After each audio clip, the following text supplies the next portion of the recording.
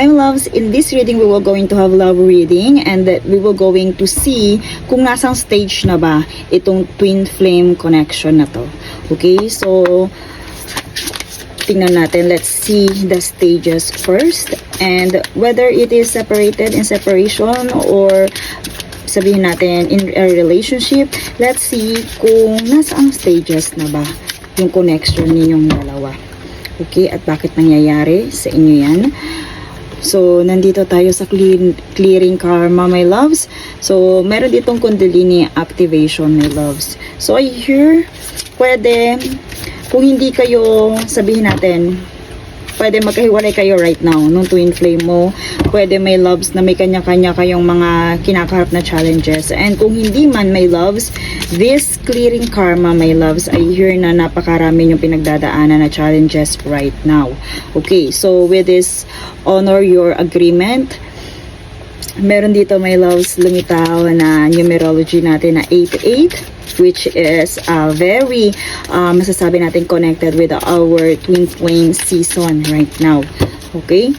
So honor your agreement, mission in motion, and harmonize. Let your light shine. So my loves, dito I hear currently yung twin flame mo, my loves, kung hindi mo man siya kasama right now, kung hindi mo pa siya kilala right now, I hear na they are facing some challenges, my loves, na nagsisilabing pag-clear ng kanyang karma. So ibig sabihin, my loves, kumbaga dito pwede meron siya, involved siya sa to someone na karmic ka-karmic ties niya or karmic partner. Pwede din, my loves, karmic friends or karmic family. So dito, my loves, they are dealing with that and they are about to, sabihin natin, learn the lesson na kailangan ituro sa kanila ng kanilang mga karmic ties na yon. So dito din, my loves, pwedeng ma-activate din yung kanilang, sabihin natin, subconscious mind na sila ay kumbaga connected sa'yo. So, pwede, my loves, na you are not aware na meron ka ding twin flame, my loves. Pwedeng ito din yung nararanasan mo. Or, pwede din, my loves, na napaka-toxic ng relationship mo right now. Pwede you are dealing with some toxic connection, my loves. That's why, kumbaga, dito sa Kundalini activation, kailangan, my loves, na ma-realize mo bakit ano yung root cause ng pagiging toxic na yan. Pwede, my loves, na dito ipinapakita kung ano yung mga lesson na kailangan mo talaga ma-absorb dito sa connection na to. So, my loves, dito, I hear na ito yung time para maalala nyo na yung soul contract ninyo. So, honor your agreement. Ayan, my love. So, honor your agreement. Ibig sabihin, yung stages na pagsisimula ng inyong mission. So, ibig sabihin, my loves, right now, may kinakaharapan yung kanyang challenges, my loves. Pero dito, mission in motion. So, ano man yung mission na yun, my loves, ano man yung soul contract na yun, I hear na this season will going to start. It will going to start, my love, na parang ma-realize ninyo na you are connected to somebody, you are connected to someone, na parang kailangan i-clear out na itong mga karmic ties na to, kumbaga maitama na kung ano yung mali. And dito, my loves, I hear na parang marirealize nila. Parang ngayon pa lang nila marirealize, my loves, o pwedeng ikaw na ngayon mo palang marirealize na you are connected to somebody. Okay? So, yun sa twin flame kasi, my loves, may mga kanya-kanya talagang mission yun. So, dito, I hear na they are accepting this contract kasi may iba, my loves, sa twin flame connection is parang, kumbaga, sila mismo yung nagka-cut cord, parang, kumbaga, they are using their free will. And yun nga, may paniniwala, my loves, na dito sa twin flame, dito sa soul contract na to and agreement, my loves, na bago kayo pumunta dito sa earth is magkakilala kayong soul and then naghiwalay kayo. So, yun yung contract or yun yung ties. Pero may iba, my loves, na parang ginagamit nila yung free will nila para kumbaga gawin kung ano gusto nila, pakisamahan, yung gusto, yung kung sino yung gusto nilang mahalin, ganun, my loves. They believe in their free will and not in destiny. So, dito, my loves, I hear na dito sa mission, they are accepting their contract. So, ibig sabihin, right now, pwedeng kahit na in a relationship itong person na to is kumbaga nare-realize nila na parang meron pa. meron pang someone na talagang nakatakda para sa akin, and ano yung mga kailangan kong gawin bago ko siya makita. So dito my loves, I hear that you have to let your light shine. So dito my loves, isa yon sa first step na pwede nyong gawin as mission in motion. So let your light shine. I hear na dito nagkakaroon ng harmonizing energy between you and your person. So, dito, pwede din my loves na ito is in a relationship, and kagaya nga ng sinabi ko, in a toxic relationship, my loves. But dito napakaganda ng result with the harmonize. I hear na after this mission in motion and honoring your agreement as their soul partner, my loves, I hear na you accepting each other, okay? So, nandito yung harmonious relationship after nitong masasabi natin clearing karma. I hear na pag kumbaga na-serve yung lesson, my loves, magkakaroon din ng kaayusan ng mga bagay-bagay. So, if you are in a relationship and you feel na siya talaga ang twin flame mo, my loves, at nagkakaroon kayo ng challenges right now, pwede, my loves, that's part of this agreement, or that's part of your clearing karma. So, yun, kagaya na sinabi ko kanina, harmonize the relationship. So, my loves, I hear dito, kailangan mo na talagang ma-realize ano yung mga dapat nyong gawin as partner or as individual soul. So, dito my loves, I also hear kumbaga manghingi ka ng signs from the universe, ano ba talaga yung kailangan mo. Kasi my loves, sa mission na to, kailangan to ma-serve dahil kumbaga inaccept nyo yung mission ninyong dalawa. So dito my loves, ano yung shine na kailangan mo i-project with your partner or with, sabihin natin, individual soul, with your partner or individual soul. So kumbaga my loves, I hear dito kung ano man yung mga pinagdadaanan yung toxic energy, my loves. Kailangan, my loves, is i-embody mo din ang iyong individual soul. So, my loves, kailangan ma-recognize mo yun, ano yung part mo sa connection ninyong dalawa. Okay, let's see more clarifying energy for this.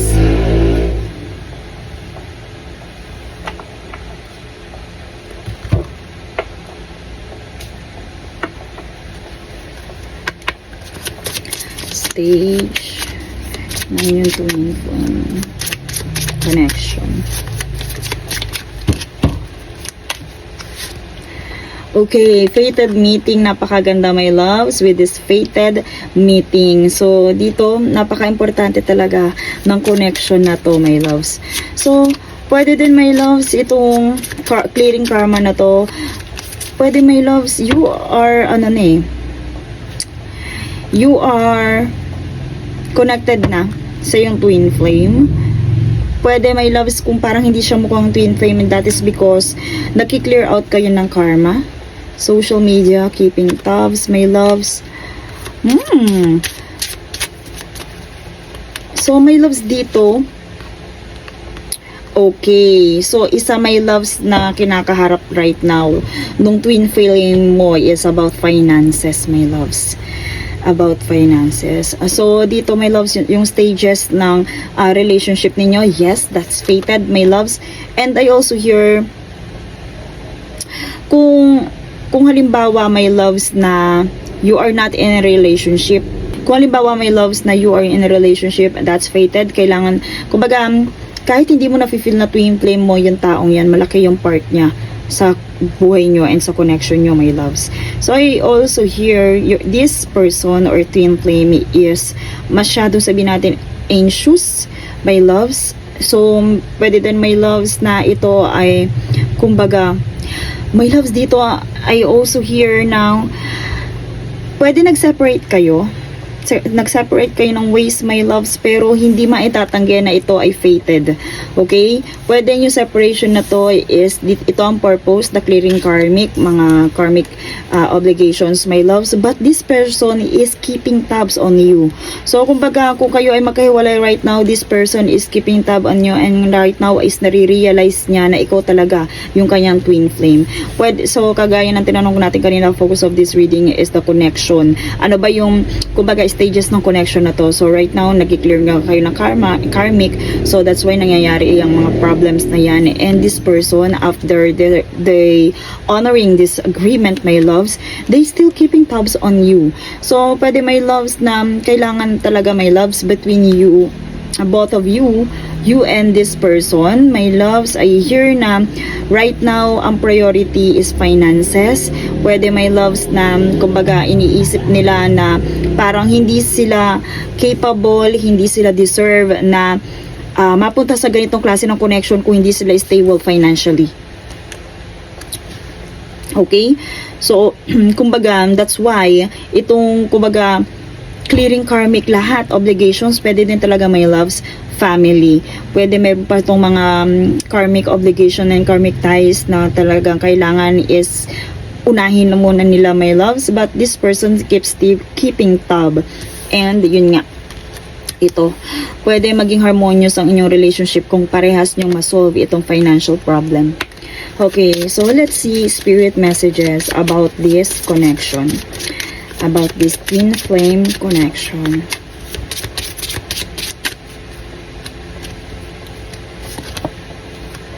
Boundaries.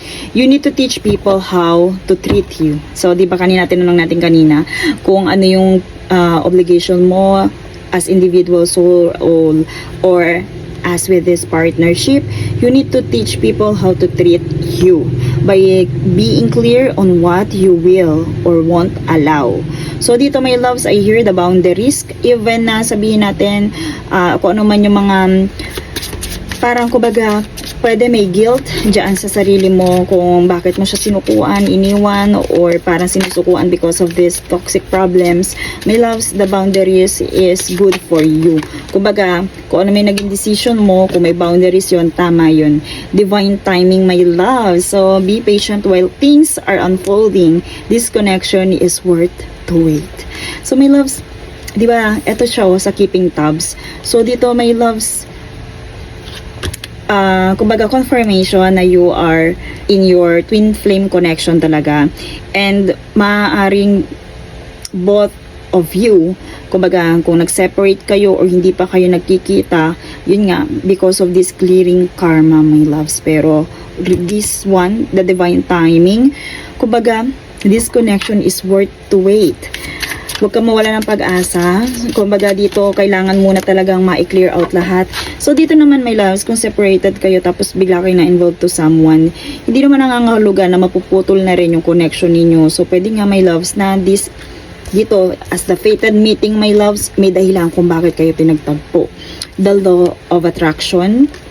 You've been manifesting this relationship. Everything you want will be yours. So, my loves, kung nagiging hopeless kayo because of your status financially, my loves, I hear na you attract each other, you manifest each other. So, dito, my loves, kung hindi mo pa nami-meet yung twin flame mo, pwede, my loves, na ma-meet mo na siya through this law of attraction. Pwede, my loves, na pakiramdaman mo siya, makipag-connect ka sa kanya in 5D dimension, kung ano ba talaga yung mga signs and synchronicities na parang, kumbaga, may ganun kung minsan ang twin flame mo nagpaparamdam daw through music.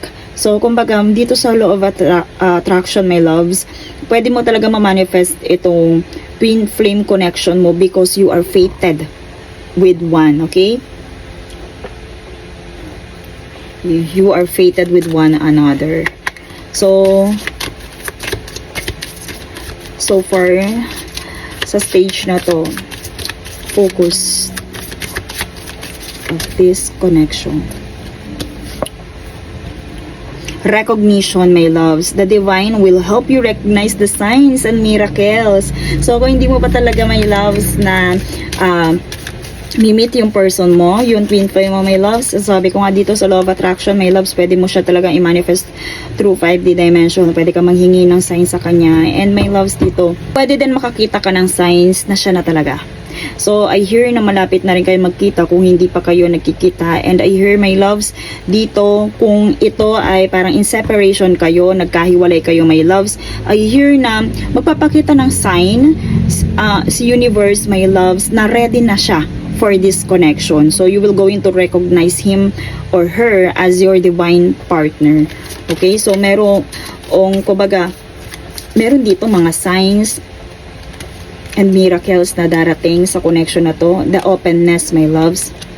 Be open to accept guidance in your relationship. So, kumbaga, my loves, pwede isinuko mo na rin to, yung paniniwala na ikaw ay destined with twin flame. I hear, my loves, na maging open ka. Kasi, my loves, kung hindi mo to gagawin, the law of attraction, pwede talagang wala, ma-dissolve itong connection na to. But again, ang stage ng connection nyo is you're just clearing the karma and honoring this agreement. Ibig sabihin, ina-accept din ng person or ng twin flame mo that they are fated with you.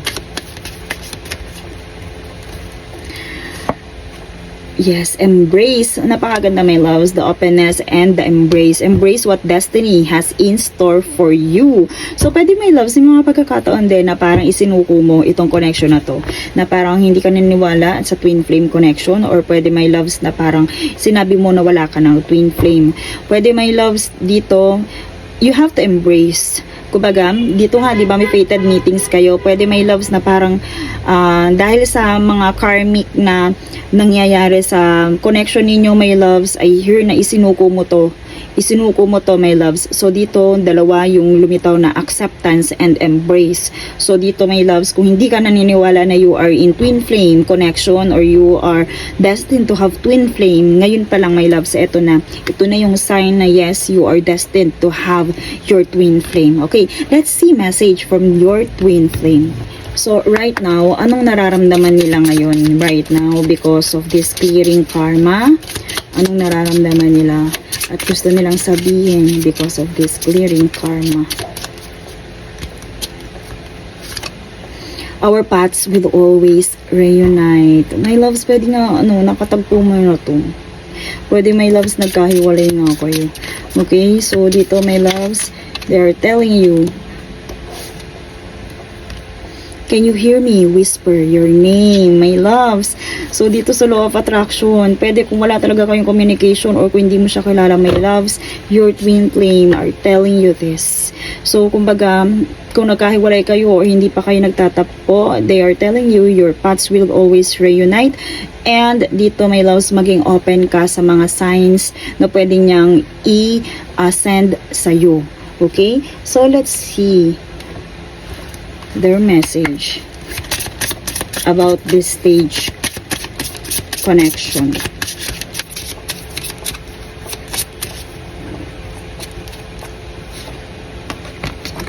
Time apart. Okay. This time apart is giving both of us an opportunity to work on ourselves and be the best version. I need to retreat a bit until I get over what is bothering me. My loves, meron nga kayong may separation nga talaga kayo, my loves. At pwede, my loves, na yung twin flame mo ay isa sa mga na-encounter mo ng relationship. Pwede din, my loves, na hindi mo pa siya na-encounter. Okay, so I don't want you to see me like this. So, nandito nga sila sa stage ng kanilang karmic. Puro sila challenges, my loves. Anxiousness right now na iniisip nila na kumbaga hindi pa sila deserve. Okay, hindi pa nila kaya. I am protecting you from my dark shadow side, my loves. So, your twin flame is currently healing because of this karmic connections, karmic obligations, my loves. They are currently into their journey of healing, my loves. But dito, hindi kanya, kumbaga, nakakalimutan. So far, my loves, maging watchful ka na lang dun sa mga signals na pwede niyang i-send sa'yo. Kasi, my loves, yung twin flame mo is, sabihin natin, ihinahanda, iginagayak ang kanilang sarili at hindi pa ready right now. Financially din, hindi pa nila na pursue yung goal nila. Okay, but this one is a confirmation, my loves, na nandun pa siya sa simula pa lang ng kanya. After this clearing, this karmic connections, my loves, pwede nga na involved sila to someone. This is a clear confirmation, my loves, na they are into agreement. Hindi nila iniiwan, hindi nila kinakalimutan ko anuman yung connection na meron kayo, my loves. They recognize this time apart, and my loves, minamaximize nila yon. So dapat ikaw din, my loves, habang wala pa siya, habang hindi pa kayo nagtatagpo ulit or nagtatagpo, my loves, yung retreat na to or yung separation na to is gamitin mo para kumbaga dito sa shine na tinutukoy dito, para my loves, ma-heal mo rin ang iyong sarili, maihanda mo din yung iyong sarili for this connection. And that's all for this reading. Thank you so much and see you in my next one.